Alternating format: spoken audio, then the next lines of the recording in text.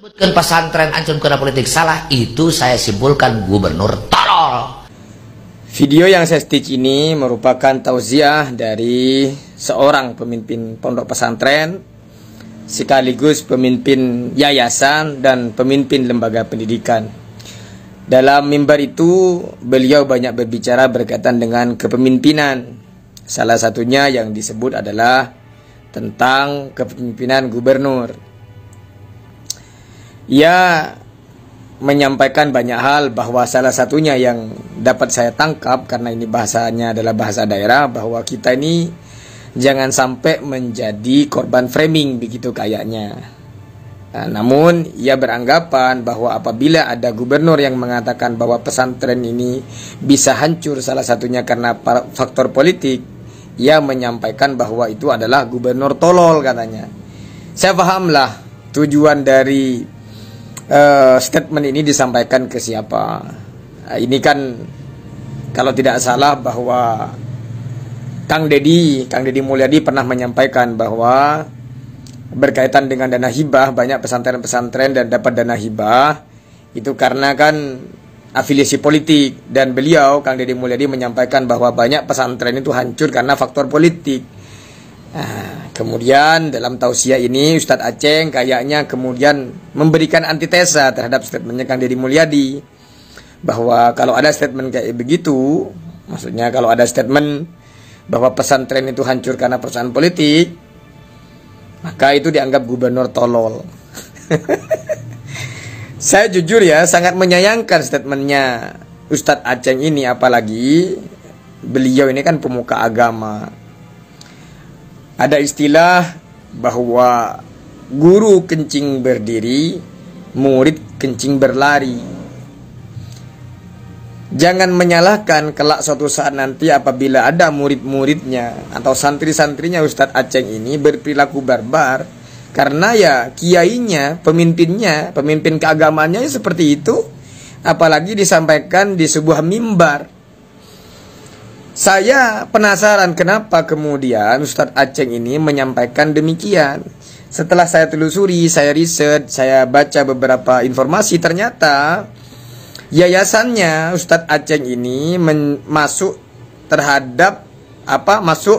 ke salah satu daftar calon penerima hibah yang dihentikan oleh Kang Deddy Mulyadi. Besarannya itu 1,3 miliar. Kalau nggak salah itu yayasan Fauzaniyah, kalau nggak salah itu Fauzaniyah 3 kalau tidak salah. Lah, hal begini nih yang menurut hemat saya disayangkan. Masa hanya karena persoalan gagal menerima dana hibah kemudian menyampaikan ceramah yang menurut hemat saya tidak pantas diucapkan oleh seorang guru, seorang pemimpin dan pemuka agama, ketua yayasan, ketua lembaga pendidikan, pengasuh pondok pesantren, hanya karena persoalan uang. Masa parameter baiknya seseorang, ataupun toh anggaplah berbeda pandangan dalam hal kebijakan, kemudian dibilang tolol dan lain sebagainya. Masih banyak sebenarnya kata-kata yang keluar dari lisannya seorang pemuka agama ini, menurut hemat saya tidak pantas. Masa cuma gagal dapat 1,3 miliar, nyebutnya begitu di mimbar lagi, mimbar ceramah. Didengar banyak tokoh, didengar banyak wali murid, didengar oleh banyak santri. Masa demikian itu pantas? Yang membuat saya juga jengah, di belakangnya itu ada background Nahdlatul Ulama. Nah, ini yang saya sampaikan ke pengurus besar Nahdlatul Ulama beberapa waktu lalu, bahwa PBNU harus segera resik-resik dari orang-orang yang kayak gini nih, yang mengukur segala sesuatu baik buruknya itu berdasarkan materi.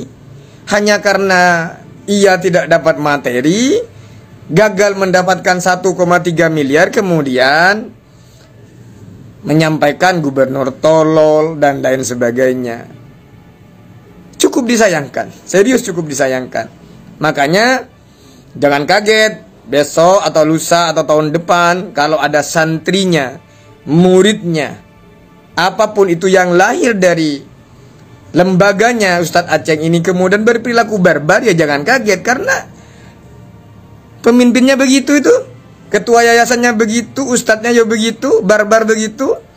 Ingat, ada pepatah lama mengatakan bahwa guru kencing berdiri, murid kencing berlari. Itu pasti terjadi. Makanya, menjadi pemuka agama itu selayaknya harus berhati-hati dalam menjaga lisan, apalagi di ruang mimbar, di depan publik begitu.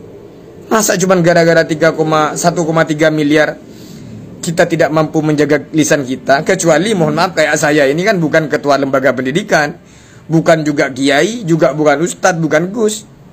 Secara moral saya tidak punya beban. Tapi kalau kiai, ustadz, pengasuh pondok pesantren, melekat pada dirinya beban moral. Karena apa? Ia menjadi teladan.